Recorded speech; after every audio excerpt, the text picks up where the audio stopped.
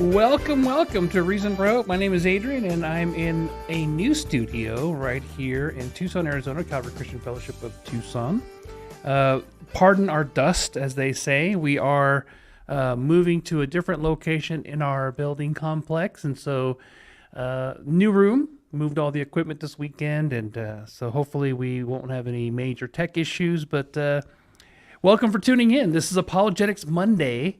So we're excited to talk about the reliability of the Old Testament. So that's what we're going to be discussing today. With me in studio is Pastor Sean Richards. How you doing, sir? Doing fantastic. How you doing? I'm doing good. Excited. Everything seems to be running okay. So we'll go and get on with the program. This is A Reason for Hope, a live Bible answer program where our live stream audience can ask us questions about the historic Christian faith, about how to interpret perhaps a specific passage of Scripture that you are struggling to understand, or how just to better your walk with God. Now, there are multiple ways you can ask questions during the program. This is a live, off-the-cuff question and answer program. So we take the questions as they come. If it's sincere and has a relation to the historic Christian faith or worldview and issues pertaining to that. So there's multiple ways you can engage with us. You could just email us directly your questions, and we are checking all these sources throughout the program and each and every day. We do this every day, Monday through Friday, 4 to 5 p.m. Mountain Standard Time. Our email address is questions@areasonforhope.org. That's questions@areason4hope.org. You can also engage with us on our YouTube channel. Our YouTube channel is youtube.com/@areason4hope. Or you can just search for A Reason for Hope on YouTube and find us that way as well. We are also live streaming simultaneously to Facebook. So if you go to facebook.com/CCF Tucson, or just search for Calvary Christian Fellowship of Tucson, and you can find us that way. And we are also live streaming to X now, formerly Twitter. And if you follow our senior pastor, Scott Richards, you can do so at twitter.com/ScottR4H. That's Scott R, the number 4, the letter H. And if you are following him on Twitter, you will see a notification when we go live, and you can just click that notification and it'll let you watch the live stream. And on all these platforms, just use the comment box to ask your questions. Now, if you want to be sort of anonymous and avoid social media altogether, you can either email us and ask that our question be posed anonymously, or you can just watch on our website. Go to calvarychristianfellowship.com, click the Watch Live tab, and then you can create like a little username and ask your questions that way. So that's pretty much it. So if you want to engage, if you want to poke Pastor Sean or Pastor Scott or myself with some challenging questions about why we believe in the Bible, why do we believe that God exists, why do we believe that God revealed himself in the person of Jesus in real history as a real person, and we'd really encourage you to engage with us. Before we get started, we'll take a moment to have a word of prayer. Sean, would you do the blessing? It'd be an honor.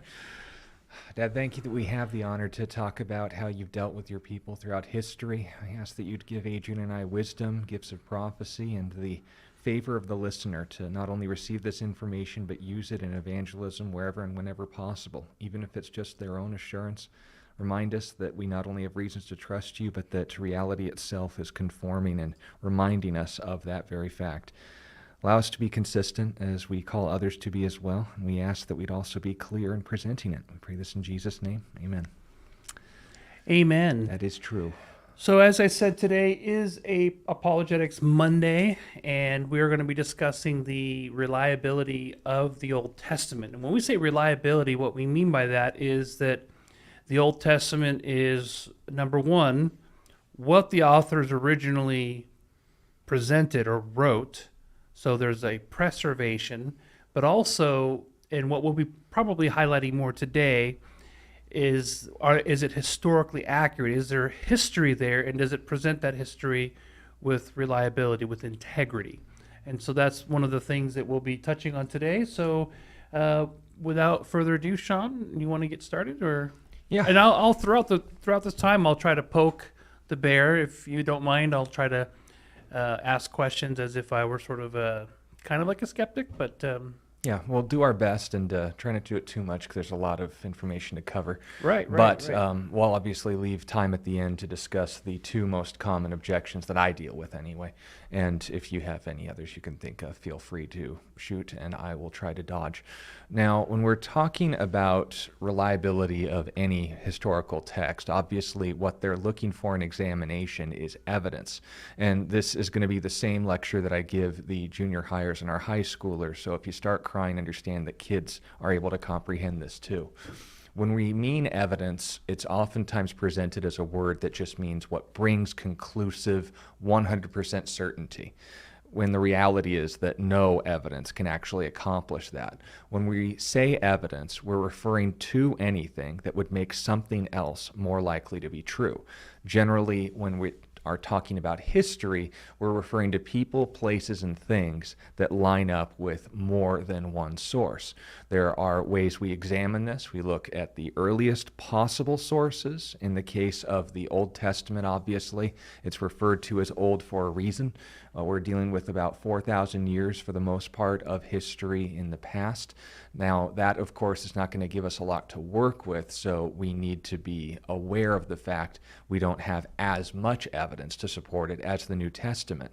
But because the Old Testament not only hangs its laurels on the authority of the New Testament historically, being that the New Testament is just quoting the Old for the most part, we're also talking about its authenticity and being a part of our Bibles for a reason. And this is not just speaking to Christians, this is also speaking to Hebrews, but it's also speaking to atheists. And why do I say that? Because whether you identify yourself as an atheist, an agnostic, a skeptic, someone who's unaffiliated religiously, you still want to be consistent and honest with history.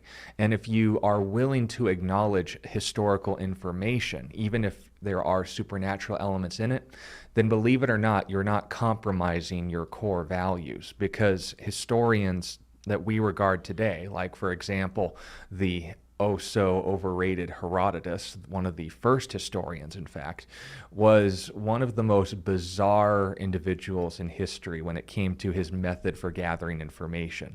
Now, we don't throw out his information wholesale, but we use his claims as a framework and examine it with other sources in order to figure out what was mythological, like, for example, some of the things he reports about the nature of the dreams and the gods interfering with men and so forth, and the actual historical reality.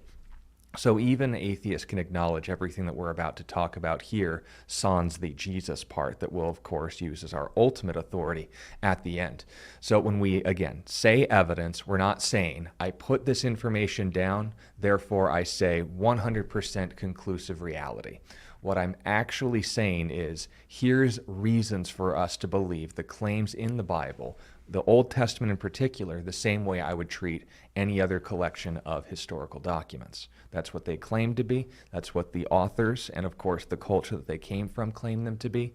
And when we're referring to the Old Testament as well, just for your benefit, in Hebrew culture and background, they refer to it as the Tanakh. The Tanakh is an abbreviation of Torah, of the Nevi'im, and the Ketuvim, the prophets and the writings. The Torah means the law. So the first 5 books of Moses, the writings historically of Joshua all the way through Esther, and of course the writings of Isaiah through Malachi. The Psalms are also included, and Proverbs and Song of Solomon in the writings. So when we're talking about information, data, it's not about dismissing it out of hand. I'm perfectly willing, for example, to apply these same standards to the Quran. I don't believe a word of it, but I do acknowledge that there is some historical merit to understanding at least what it's saying, testing whether or not it can be taken seriously. If I find errors, I don't let my biases muddle my investigation and say, okay, is there examples, say, for instance, in history of people using slang terms, or maybe there being a supernatural, allegory that's meant to be applied here if the historical doesn't make sense. I'm giving regard to genre. But that's the first point we need to understand. When we're talking about evidence, this is what we mean. I don't just say, look at that rock, and suddenly the whole Bible is true. but I use these pieces of information, these collections of writings in ancient history, to verify other writings in ancient history, that, of course, being and including the books we refer to as the Old Testament, the 39 recognized canonical books the Hebrews themselves put forward as such, written between Moses and Malachi. So, understand that is what we mean by evidence. And before, once again, the layman Christian gets into the bad habit of saying, well, that's Old Testament. That's, not necessarily beneficial to me. I like to stay in the, the Matthew to Romans ballpark when it comes to my understanding of God. But understand, like I alluded to before, when we're talking about the Bible as a whole, there's a reason why we put the Old and New Testaments together. The reason why we do ourselves a disservice in disregarding, undermining, or even outright ignoring the Old Testament is because the New Testament is incomprehensible without the Old Testament to give to us, essentially, the dictionary that the New Testament authors are taking for granted. It was written in an Old Testament framework, a culture, a background, a language, an understanding of God that the authors assume has already been laid out for us if you read the books in order. So here's an important example I oftentimes bring up when we're talking about the imperative of understanding the Old Testament in relation to the New. What is the first verse of the New Testament? That would be, this is the genealogy of Jesus Christ, the son of Abraham, the son of David. Pause, quick question. Who are Abraham? Who are David? Why is that relevant? Well, they're patriarchs. What does that mean? Well, they were progenitors, fathers of the faith. I mean, Abraham is the founding father of the Hebrew faith and all the Abraham. That's why we call them Abrahamic faith, because when God intervened in human history after the fall, he designated an individual and says, through you, all the nations will be blessed. And as we hear and say often here on the program, those who bless you will be blessed, and those who curse you will be cursed. And what are you quoting again? Genesis. Oh, Old Testament. Yeah. Also continuing, why is David important? 2 Samuel 7, he would be the king of Israel and the specific tribe from his family line. Messiah would be born. Jesus is proving his credentials, but if you hadn't read the Old Testament, you wouldn't recognize that. So that's what we mean by saying that this is importante. Yeah. So, going on then. Okay. Let's start with the text itself. What is the oldest copy that we have of the Old Testament today, and what reason do we have to trust it? Well, when it comes to our earliest copy, it used to be, and I'm kind of setting myself up here for a minute, it used to be a source, a physical copy of the Old Testament that was known as the Masoretic text. The Masoretes were a sect of Hebrews that obviously not only took it on themselves to preserve their scripture, but obsessively so in the effort and time they put into it. For example, there was a tradition where the Masoretes, when they came across the 4-letter abbreviated name of the Lord, they would pause, put down their pen, go and take a ceremonial bath, write it, and then bathe again. And that's a very impressive regard for what you're handling, especially when you get to some of the Psalms and it's almost every third word or so. So they were definitely squeaky clean, but they also took this role very seriously. And it's interesting to note, and I give the dates out on purpose, 900 years after Christ. If you were here with us last week, you'd remember that the earliest copy we have of the New Testament, the complete edition anyway, is in reference to the Sinaiticus Codex, codex meaning the book. And what's interesting about that is that that's dated to around 300 years after Christ. So the New Testament is older than the Old Testament. They, of course, would then use that as reason to say, given there's so much distance between our current copy and the original, how do you verify whether or not there was embellishment or, even with the best of intentions, error that crept in along the way? Some would even go so far as to say Christians altered and inserted things into the text, since obviously 900 years since the establishment of Christianity, there is reason and way to attribute motive in doing that. Obviously, logical fallacies aside, people are wondering, what reason do we have to trust the Old Testament after the time of Christ if there's an opportunity, and by opportunity they just mean a long period of time, almost 1,000 years, for the Christians to interfere with its transmission? And the answer is our earliest source. In the 1900s, very recently, there was a discovery that was made in the region that was designated to a Jewish sect, not the Masoretes, but what were called the Essenes. And these groups were affiliated with, not, of course, including, they predated him by hundreds of years, but kind of the same lifestyle of John the Baptist. They tried to separate themselves from society, focus on their relationship with God, kind of lived off the land and so forth. You go to Israel today, you see that they had their own mikvahs, meaning baptismals, water collection sources, and of course, what they assume was land set aside for farming. So they tried to live off the grid, so to speak, and we're seeing the benefits of that more and more every day. They definitely subscribe to My Patriot Supply, not a sponsor, by the way. So when we're talking about the Essenes, we were obviously looking at a group of people that were maybe eccentric, to say the worst, and dedicated to their culture, to say the least. But when there was a little shepherd boy, not the same one, by the way, just a little boy living out there. He was skipping rocks and throwing them into holes he saw in the walls. And he heard pottery break. And then when he went inside, he saw all these little strips of material and such, and thought that, maybe I can make some shoes out of this. And they were too brittle, they were too fragile, so he gave up on that. Went and told the village that he was coming from, watching the flock, and then they reported it to higher-ups, where it eventually reached some archaeologists. They rushed to see what they found, and it ended up being a library, a collection of scrolls that we know as the Dead Sea Scrolls, where in the grand total of the library that awaited them, and I have this Photoshop because obviously I couldn't commit this too dedicatingly to memory, but of all the different copies they were able to find of the Old Testament books, we have a grand total of, and this is important to at least note conceptually, one copy of Ezra, Nehemiah, and Chronicles, 2 copies of Joshua, Proverbs, and Ecclesiastes, 3 copies of Judges and Kings, 4 copies of Samuel, Jeremiah, Ezekiel, Job, Ruth, Song of Solomon, and Lamentations, 6 copies of Numbers, 8 copies of Leviticus and Malachi, 16 copies of Genesis and Exodus, 18 copies of Isaiah, including, and this is a big one, a almost pristine scroll that wasn't broken up and they had to Lego piece together. It was in fantastic condition for something being over 2,000 years old. And of course, 25 copies of Deuteronomy and 27 copies of the Psalms. This is what they were able to piece together. And if you're doing your math at home, that includes multiple examples of what they could assemble of the entire Old Testament, with the exception of the book of Esther. And Esther, if you'd like, on another time, has its own historical chain. We'd be happy to discuss its validity at another time. But what's interesting about the Dead Sea Scrolls, for the purpose of this conversation, is that in these text, in these collections, in these caves that you're seeing here, if you're following us online, we found what was essentially the answer to the skeptic's objection.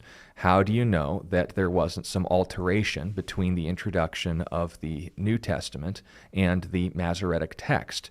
Because the Dead Sea Scrolls dated to around 200 to 300 years before the time of Christ. And guess what? Especially with the copy of Isaiah, we see all the same prophecies that are included in it today, and the only alterations that we could notice between the Masoretic text and the Dead Sea Scroll copies is the changes in the language itself, not any deliberate alterations of doctrine or concepts. The worst you could assume would be typos, in that it mentions 40,000 versus 1,400 stables for King Solomon. We could dig it up and find out how many he actually had access to. And of course, the other interesting issues, like mentioning in the book of Jeremiah the name of a king by accident in the previous chapter, whereas later in the chapter it corrects the mistake. Obviously, what are we looking at here, Sean? This is that is the Isaiah scroll. Obviously, those listening on radio, just imagine angel choruses singing and thousands of skeptics shutting up. Both are beautiful. But this is what they were able to uncover from those caves. Qumran. These are the caves at Qumran. You and I both have visited this location on separate occasions, but by far my favorite part of the trip. Yeah, it was amazing to see, and explain real quickly why these scrolls were preserved for so long. Just tell us a little bit about the region and why it's so ideal. Well, given the fact they didn't have paper and the kind of temporary materials or digital storage that we have today, there's two factors that are going to be the most ideal in preserving what they would copy them on, be that parchment, which is based on plants, or vellum, which is based on animal skin, that being the latter. When they were storing these materials, it was near the Dead Sea, which, if you have ever been to the region or at least know about it, is not only very salty, very hot, but it's also very dry. And that is something that doesn't cause things to dampen up, being its opposite. And that's generally what ends up destroying or decaying paper, the excess of mold and such. You don't see that in that region. So it was the perfect place for something that ancient, over 2,200 years, to be preserved in the way that we could not only recognize it as anything more than dust, but also read it and compare it to other texts. Now, I did lose the titles of some of these images that you're going to share, but just kind of talk me through as which ones you want me to post. And I'll mention it when it's relevant. But that's important in noting, because what do we have as far as a comparison? Like when we refer to in the Old and New Testament, our earliest Greek copy was the Textus Receptus that we talked about last week.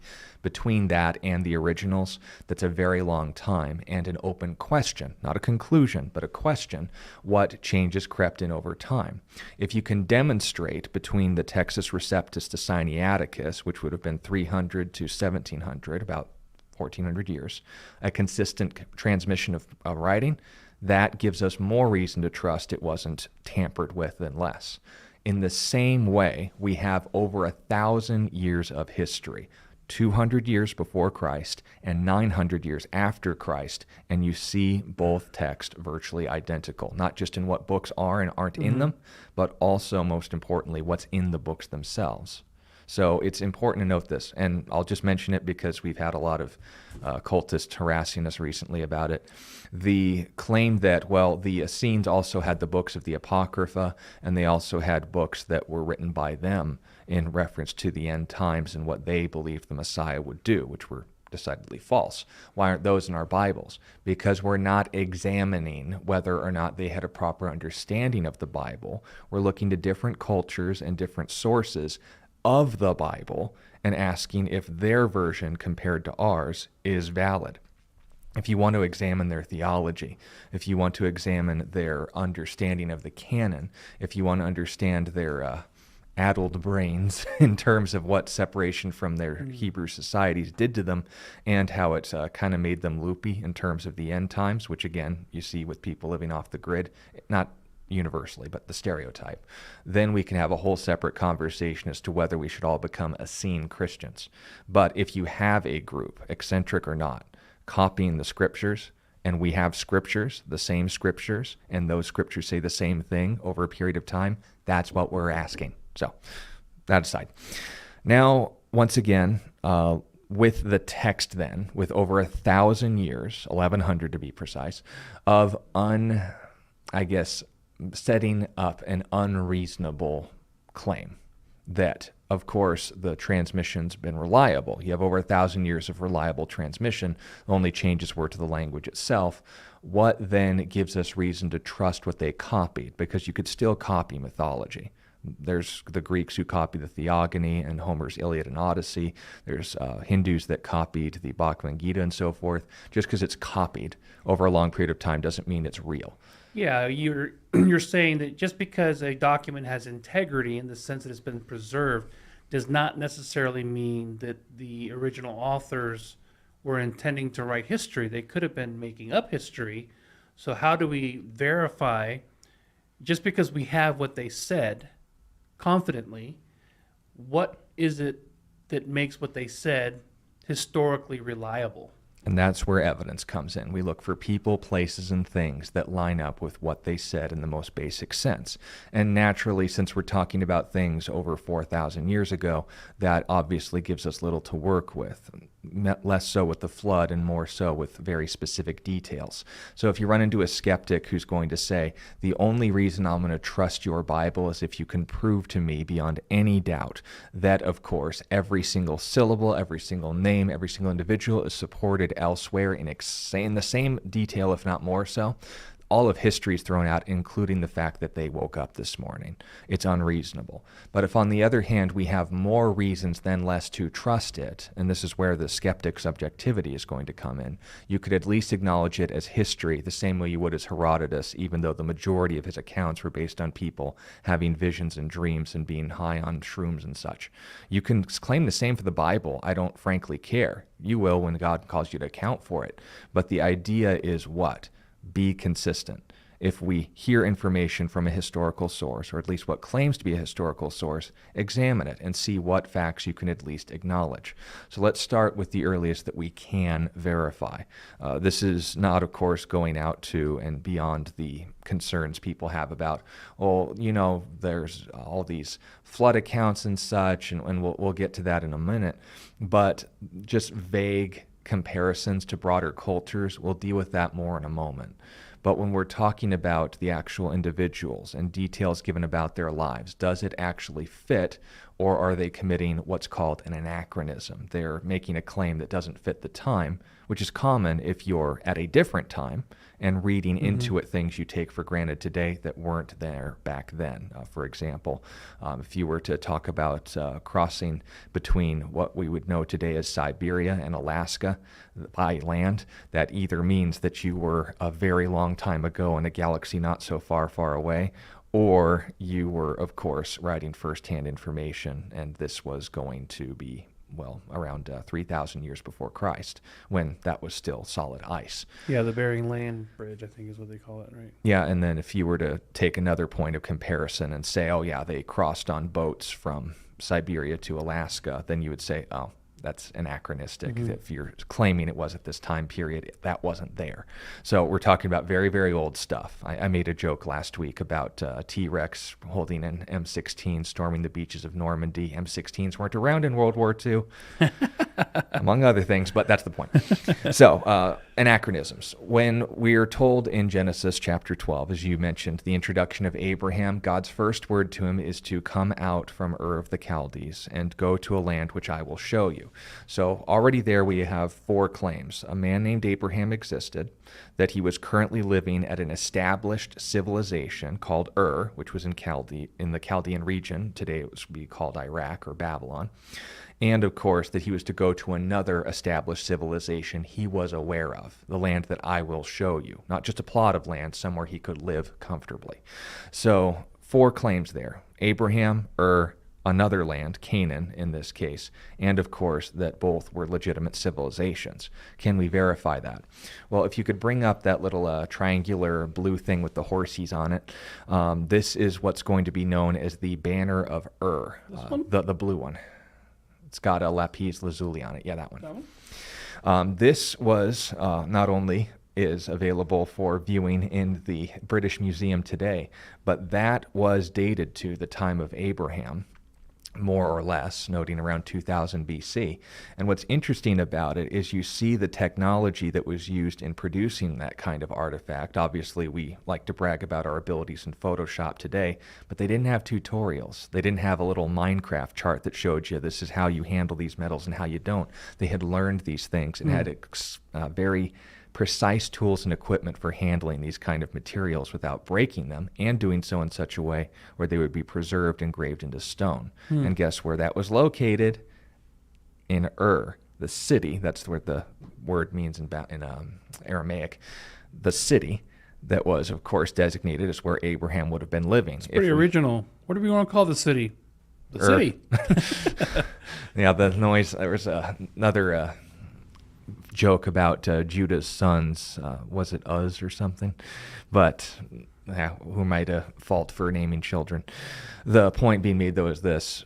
That does give us more reason to believe there was a civilization there like the Bible describes that Abraham could have been living in, that they weren't just Bedouins, that he had to commit to that lifestyle in order to travel. So they found an artifact that dates to the time period. It matches the style of artwork and so on confirming that there was a civilization in that region. And a at the time. sophisticated one at that. Interesting. Another example of this would be not just the Banner of Ur, but also the Arch of Tel Dan. This is located in Israel today. You can see it if you travel there. Yep. They obviously have coverings on it so that the weather doesn't wither it away any longer. But you see the construction of this stone city also has an arch in order to provide an entrance to it. And what's amazing about this is that, once again, just like we take for granted our construction abilities and so forth, that shows that not only this being dated to around and before 2000 BC, but also had the sophistication to be able to provide scaffolding and the sort of design to look more than just like a block cube. They wanted something to look artistic and welcoming. So there were civilizations both where Abraham was told to travel that he'd be aware of and where Abraham was currently living. Now note, does this prove the existence of Abraham? Did Abraham, carve on one of the arches, Abraham was here with a UZ and stuff like that? No. But we're asking for more reasons than less to trust the basic information. It's non-anachronistic. Abraham plus Sarah with a heart. Yeah, carving that into a little olive tree or something. So that's the sort of things that historians are looking for. Another example, going on to his grandson, Jacob. You remember that there was a tussle between him and his father-in-law, Laban, where he follows him almost all the way to Canaan. And he asks him, "Why did you steal my family gods? I would have killed you if not for your God had spoken to me into a dream last night." Well, you could just say within the narrative that Laban was just being testy. But then you can also ask, was this according to a law or custom that Laban was privy to? Because again, remember, Laban lived in Ur, or at least around in that region. And if that was a sophisticated civilization, did they have a legal system, or is that something that was just invented at the time of Moses? Obviously not. The earliest record we have of a legal code or system is the Hammurabi Code. Gorilla was named after him, that became infamous in the mid-2000s. But the interesting thing about the Hammurabi Code is that among all the laws that are noted on it, remember, this is in Iraq, not Canaan, not Egypt. I'm mentioning that as foreshadowing for something later. But you have the Hammurabi Code noting the laws dictated in that region 500 years before the time of Abraham, by the way, maybe more. But this was a well-established legal system. And what's interesting about the governorship and how they handled things was it mentions one of their cultural customs was that stealing a family's cult god was a capital offense. Oh, wow. Now that's interesting. Does it mean that, now Jacob and Laban are real people? No, but we do see that the Bible is speaking of customs, and this is why I mentioned why it wasn't Egypt in a second, is because who was the author of Genesis? It was Moses. And Moses had never been to Ur, never been to Babylon, never been to anywhere east, of the, Jordan River, let alone the wanderings in the Arabian desert. He was raised in Egypt. Yeah, and he had spent most of his time in Central Arabia, if you count the, having to manage them in the wilderness, and of course the 40 years he spent in the Sinai Peninsula, that little triangle between Africa and the Middle East. But here's the real important point. When we are recognizing Moses as the author of these texts, he did not have access to those laws. He either got extremely lucky in guessing what kind of customs they would interact with each other about. They had extreme oral tradition that, of course, would have circulated the entire Middle East regarding an obscure custom on the clear other side of the world as far as they were concerned, or Moses was getting this information right from a source that was there. Now, that's more reason to trust it than not. If you're going to argue, that's conclusive, I'd say you're just as silly as the person who crosses their arms and says it isn't conclusive at all. So understand how we're handling evidence. We see that these things are lining up, not in what we can't verify, but what we can. The third figure, and I already mentioned him, but he is significant. If he wrote the books of the Torah, the first 5 books of the Bible, the Pentateuch as it were, we'd want to know reasons why he existed, among other things. And of course, we have some. in the account surrounding his birth and then eventually regarding his call as Israel's deliverer, we are told that the Egyptians ruled over the Israelites with vigor, that they were given the territory of Goshen, the Egyptians the rest, and settled, of course, across the Nile. And just for if you're tuning in right now, just as a quick reminder, on Apologetic Mondays, we do take questions, but we would like to take questions pertaining to the topic we're going to cover today. But if you have a question in any other area, and I meant to mention this at the beginning of the program, I apologize for forgetting to do that because some folks are asking, can I ask a question? Am I allowed? Tuesday through Friday, ask any question you want. But on Mondays, we're picking a specific topic. Today's Old Testament reliability. So if you do have a question relating to that, which we did get one kind of related to it, we'll get to that in a moment. Just want to remind you all, feel free to ask questions relating to Old Testament reliability. That'd be great. Yeah, and if you leave questions today, we'll get to them. Yeah, if you do leave a question, yeah, we will get to it, but it'll be later this week. Yeah, but anyway, they were ruling over the Hebrews with vigor. They were demanding of them more and more labor, and when Moses was called by God after 40 years in the wilderness to come and deliver his people, all that he was asking for was a 3-day weekend.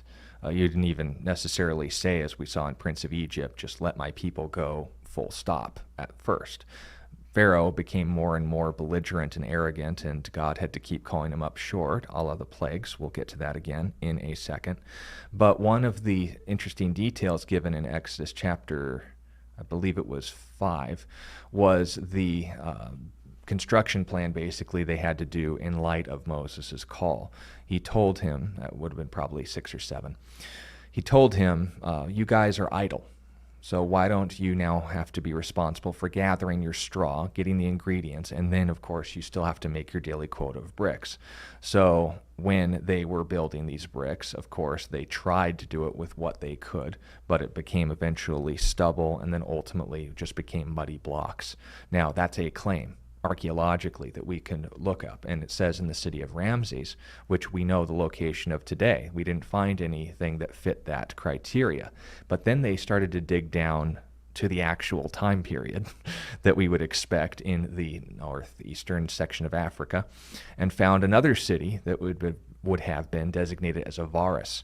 And in Avaris, they found temples that were being constructed that had progressively less and less straw in the brick as they built up. You can read this in Patterns of Evidence, the Exodus. I know the guy. Yeah. And Tim Mahoney, we did our very first, side note, sorry, but yeah, I'm familiar with that group that made the film. He's a good guy. Yeah, and Minneapolis. I appreciate his information. In that film as well, they also provide archaeological and written citation that would support the Exodus, specifically the 10 plagues, in a document called The Lamentations of the Shepherd. My father mentioned another name for it that I need to verify. He will be with us tomorrow. But that is relevant and important, especially given the fact that when it describes, for instance, the waters turning to blood, and when you drink it, you lose your humanity. Slaves are walking decked in gold, while the richest are in rags, excuse me.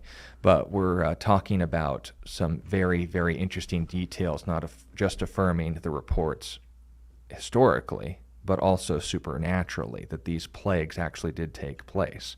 Now, again, modern films have tried to say, it was a terrorist campaign, and they filled the blood with the Egyptians' children as revenge. No. But the point being made is this. When we are looking at this information, does it mean that, Moses was here? No, but we are given more information than less to trust the account of an individual that existed. That's how history works over 1,000 years. Another interesting example that not only includes Moses, but also goes into Joshua's existence as well, are the Armani letters. I don't have a picture for that, by the way, so don't worry about it. But these letters were written between the Pharaoh of Egypt at the time and a Canaanite king, where he reports of roaming Canaanites that don't have necessarily cities of their own, that are attacking nearby military encampments but staying mostly to the mountains. If you read the first verse of Judges and the military campaigns of Joshua throughout the book of Joshua, you'd note it follows the same description. Now, why do I make the association? Because guess what the Pharaoh called him in the letter? Haberu, the first documented reference to Hebrews as an ethnicity in history. And guess what time it dates to? 1450 BC. time of Joshua. So that gives us, again, more reason than none to acknowledge the Bible's talking about history, because we have people writing about basically the same thing. We can talk about the incidents throughout the book of Judges, but obviously you aren't going to find the donkey bone and whether or not it was being used to kill untold numbers of Philistines. We do know that the Philistines were in fact a real people, but that's neither here nor there. The biggest and the next one that I like to emphasize, and I've even dedicated a whole sermon to talking about the significance of this, is the Syrian victory stele. That's S-T-L-E, or S-T-E-L-E, where a Syrian general built up this monument and engraved into it his victory over the family of David. And that's important because if you have reference to someone who has a reputation in the area, that of course is why you build those monuments in the first place. If the family and existence of King David meant nothing because they never existed, then why do you have someone around the lifetime, not only of his descendants, but of him himself, when they were fighting, as the books of 1st and 2nd Kings report, as well as Isaiah, that this was something to brag about. That acknowledges David was a real historical figure. Now again, we get more details about him than just the fact he had kids than that stele in the Old Testament. But this is what historians look for. We have more reason than less, and especially, and most significantly, less exclusive to the Bible itself to verify. Now, if you say, well, the Bible's just one source, how could I trust it? No, we said the Bible, once again, is a collection of 39 sources, all verifying one another. You may be able to debate, since the Hebrew Tanakh doesn't make distinctions between 1st and 2nd Samuel and 1st and 2nd Kings. They were just the kings. But when we are acknowledging these sources, don't let someone trap you into thinking you're quoting the Bible to claim the Bible's true. That's circular reasoning. No, if I quote Isaiah to verify 2nd Kings, that's two independent sources. And that's important because they were both contemporary with one another. That's why they were compiled. If your audience is just ignorant of that, that's a them problem. But that aside, the next and last archaeological one that I want to talk about here today, and this is one that I've committed to memory because it's just so fun, is the Taylor Prism. Now, Adrian, this is the big one with all the cuneiform writings on it, the one that looks like a big old obelisk. It's mostly intact there. That's the Hammurabi Code. The cuneiform one, that's the Ebla tablets. We'll get to that in a moment. That is not it. The rectangular one there. I think that's it. Let me see. Yes, that is the Taylor Prism. This is also known as the Sennacherib prism because not only is it prismatic in its shape, for those listening on radio, but it's covered in what we would know today as cuneiform, the letters of the region. Now, this was produced by a Assyrian, not Syrian, but Assyrian king, the son of Sargon II, I'll get to that in a minute. But his name was Sennacherib, and Sennacherib was one of the main bad guys, if you will, towards the end of 2nd Kings. He's also mentioned in Isaiah 37, his representative Rabshakeh, which again is another conversation.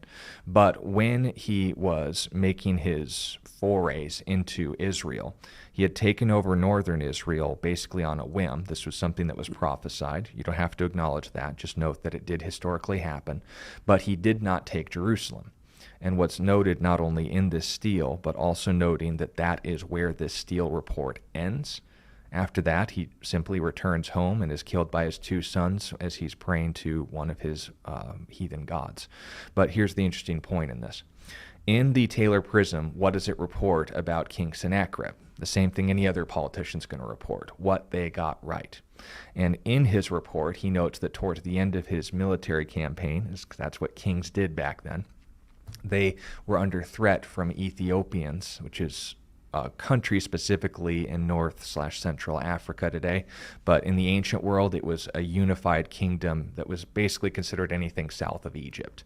But there was a defined kingdom there. And as the next big superpower on the block that would be a threat to his throne, Sennacherib went to answer his threat from Nineveh, which was, again, in southern Syria, parts of southern Turkey, northern Syria. And moving through the only arable and travelable land through the Middle East, which would have been Canaan, Judea, Israel, take your pick. And as he's making the travel, suddenly his answer to the Ethiopian king comes to a complete stop. He returns home alone and is killed by his 2 sons at the height of his power. What happened? I know, because when you read Isaiah chapter 38, when Rabshakeh, Sennacherib's representative, comes to the city, he says, hey, the gods of the nations before us didn't help them. What makes your God think he can protect you? And Hezekiah took the threat, brought it before the temple of the Lord, pushed it, and just said, that's a you problem now, Lord. They've insulted you. And Isaiah gave the response as the functioning head of the school of the prophets at the time and said, not one arrow is going to fly over that city wall. God's going to personally defend you because you have heeded the voice of your Lord. You were a righteous king. God's going to protect you personally. And it says in one night, God sent one angel to defend the city, and he killed 185,000 Assyrians in one night. Now, if you're a skeptic, you can say maybe a plague broke out that the Hebrews were used to and they weren't. Why it didn't infect them as they were traveling through Canaan earlier, I don't know. Maybe they all just decided to kill themselves out of shame for being associated with the guy I'm about to describe in a minute. But whatever happened, you have a world-dominating army disappearing overnight, recorded one way supernaturally in Isaiah and another way parenthetically in the Taylor Prism. Then what happens? The same thing Isaiah reports. He returns home without war booty, without any soldiers, without any army. You have a bunch of mothers asking, where are my sons? You have a bunch of wives asking, where are my husbands? You have his sons saying, what did you conquer? Did you conquer the Ethiopians? And his only response is, I gotta go pray. I just had an interaction with something and I don't want to talk about it. And they kill him because he is literally, at least I think he was anyway, soiling himself over whatever happened there to wipe out his entire army in one night. So here's the point. Multiple attestation, 2 independent sources basically saying the same thing. Hostile sources, certainly not fitting into the pro-Hebrew category, but all of these things give us more reason than less to acknowledge the Bible is reporting basic facts. And if you can acknowledge them, I'll call you objective. If you are finicky about the supernatural, I'd say test those biases.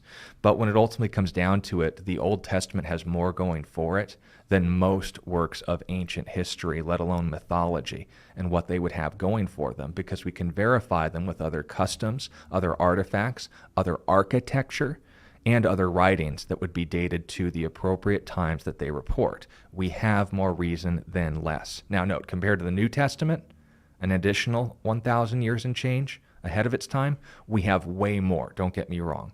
But the reason why we consider the Bible reliable is not only because we recognize it as God's word, but God was respecting our intelligence enough to say, here are more reasons to trust me. I've put my credentials on the table. Now it's your turn. Now, this is where we would get to the objections, and I think 10 minutes will be plenty to cover that. I could probably do it in 4, and that's not bragging, by the way. These are really easy to deal with. The 2 main objections that I've encountered online, at least the ones that aren't just dismissing it out of hand, saying it was written by Jews and so forth. The main 2 objections that I see in regards to dismissing the reliability of the Old Testament are what are called the documentary hypothesis. This is more critical of the first 5 books of the Bible than anything else, but they try to apply it to other books like Daniel as well. And the second is the pious fraud theory, the idea that these things are written after the fact because, of course, they include predictive prophecy. And we'll get into the issues behind that in a moment. Now, the issue with the documentary hypothesis, and for those of you who aren't aware of it, it's basically the claim that the documentary of Moses' life wasn't actually written by Moses, or at least not entirely, but was split into 4 independent camps. And that based on very superficial things like Hebrew style and language and whether it was covering certain topics or not, and again, I don't mean to sound dismissive, but I do have a conclusion in this matter, so I'm going to make fun of it.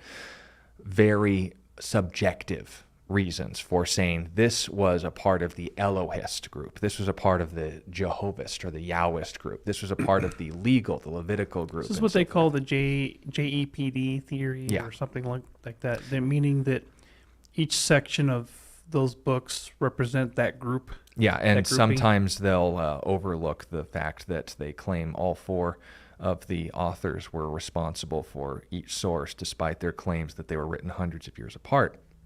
I don't know how they pulled that off. Maybe they had a time machine, those Jews. But the point being, I'm kidding, by the way. But when we're talking about this issue, it ultimately all falls apart because the only reason the theory came up in any academic sense, there are others, but the only reason it came up at all is because Moses lived according to the text, around 1500 BC, which is Bronze Era terms. And despite what we see in the world today, where people's, glued to their cell phones and probably couldn't start a fire if they had to, they think that people in the Bronze Age were just a bunch of, archaic Neanderthals banging rocks together. And even that's inaccurate because Neanderthal glue surpasses our technology to this day. Yeah, But they would that's- make claims that Moses didn't read or write. Yeah, and that's even more important because he would say not only didn't he read or write, writing Right, yeah. as a concept wasn't invented yet. So they date the books of Moses to the time of Solomon or maybe even Ezra and say that this was all just fanciful, history and so forth, despite what we've already discussed. Now, that's all fun. I won't say good, but that's fun. They can put together books, they can compile theories, they can even get Christians, more a disservice to the gospel than anything, on their side and say, well, yeah, I guess, Moses didn't have to write the books for them to be, basically true. We follow the New Testament and all that garbage. Here's the problem. We did a little digging, as is always the liar's bane in these kind of situations. And if you want, this is on the second row, second to the left. Yes, that one. We came across a little domed collection of cuneiform tablets in the city or region of Ebla. This is in Jordan. Am I correct on that? Ebla, yeah. And they are, of course, referred to as the Ebla tablets. Now, what you're seeing on these things, obviously they may look like a stack of artifacts that you'd find maybe at an occult store or something, but what those literally are trading receipts. And on those receipts, we have mentioning of very interesting cities, including, but not limited to, Sodom, Gomorrah, Zebulun, and Zoar. 4 cities that archaeologists and biblical critics didn't think existed because we had no mention of them outside of the Old Testament. Now, what's interesting about that? These are dated to 1,000 years before Moses.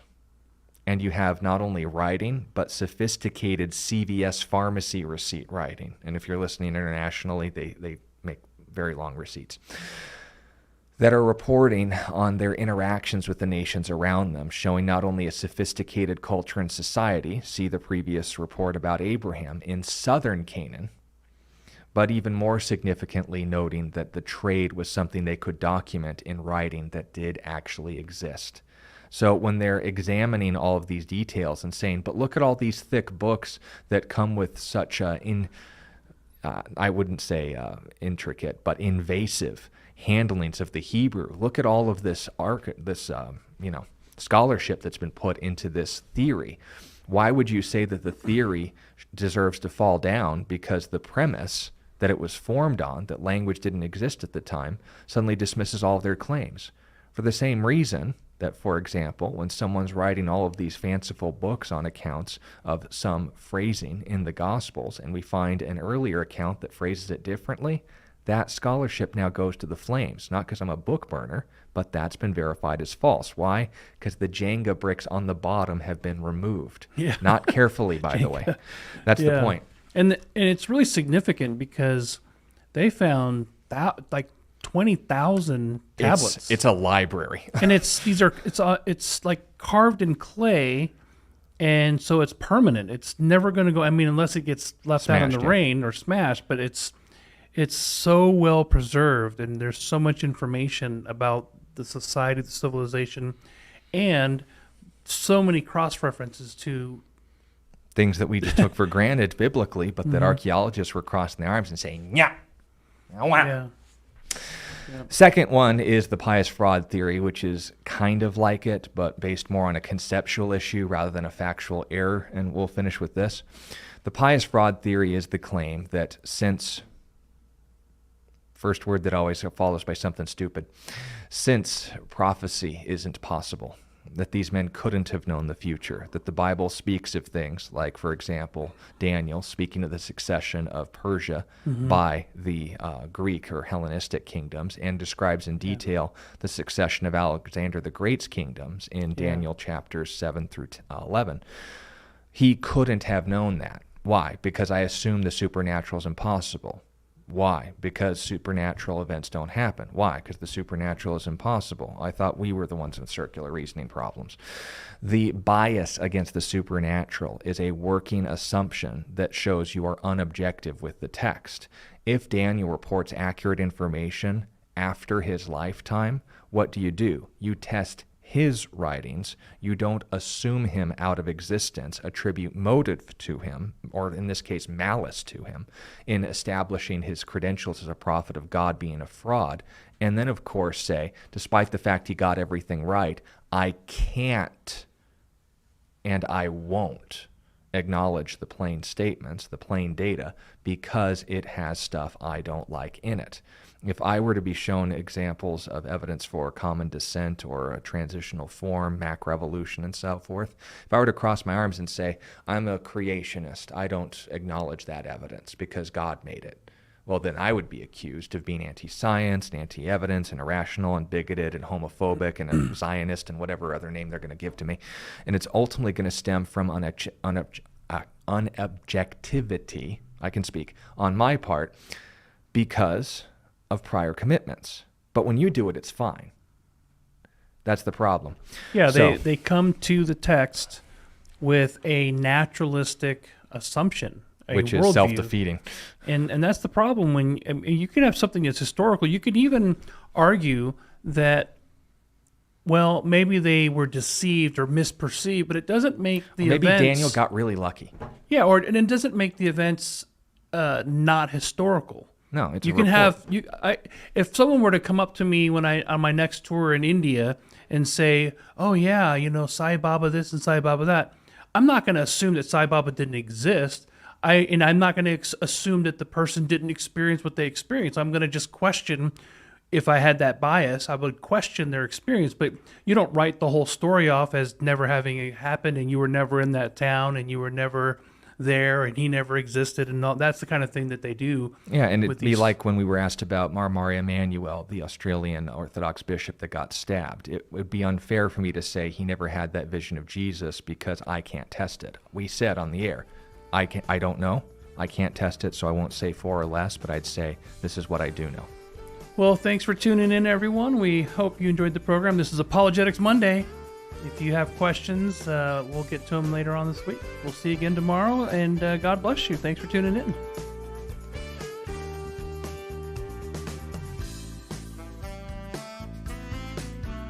You've been listening to A Reason for Hope. Thank you again for joining us as we continue our journey through God's Word, one question of the heart at a time. Until we meet again, we would love to connect with you. You can text or email your questions to questionsforhope@gmail.com. You can also find out more about our ministry at calvarychristianfellowship.com. And be sure to join us next time on A Reason for Hope. A Reason for Hope is an outreach ministry of Calvary Christian Fellowship in Tucson, Arizona.